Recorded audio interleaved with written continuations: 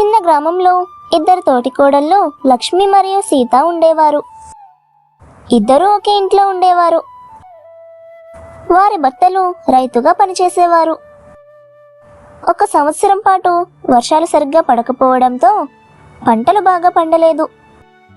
ఇంటి ఖర్చులు నెట్టుకురావడం చాలా కష్టమైంది. అప్పుడు లక్ష్మి ఒక ఆలోచన చెప్పింది. మనమే రైతుల దగ్గర నుంచి తాజా కూరగాయలు కొనుక్కొని పక్క ఊళ్ళల్లో అమ్ముదాం. మొదట సీతకు భయం వేసింది. కానీ ఇద్దరూ కలిసి చిన్న మొత్తంలో వ్యాపారం ప్రారంభించారు.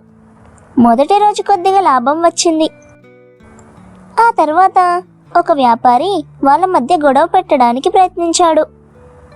నువ్వు ఒంటరిగా వ్యాపారం చేస్తే ఎక్కువ లాభం వస్తుంది అని ఇద్దరికి విడివిడిగా చెప్పాడు. కానీ లక్ష్మీ సీత ఒకరినొకరు నమ్ముకున్నారు. ఇద్దరూ కలిసి రైతుల నుంచి మంచి కూరగాయలు తెచ్చి తక్కువ ధరకు అమ్ముతూ నిజాయితీగా వ్యాపారం చేశారు. వారి నిజాయితీ చూసి గ్రామ ప్రజలందరూ వారి దగ్గరే కూరగాయలు కొనడం ప్రారంభించారు. కొన్ని నెలల్లోనే చిన్న బండి కాస్త పెద్ద దుకాణంగా మారింది. ఆ వ్యాపారి తన తప్పు తెలుసుకొని క్షమాపణ చెప్పాడు.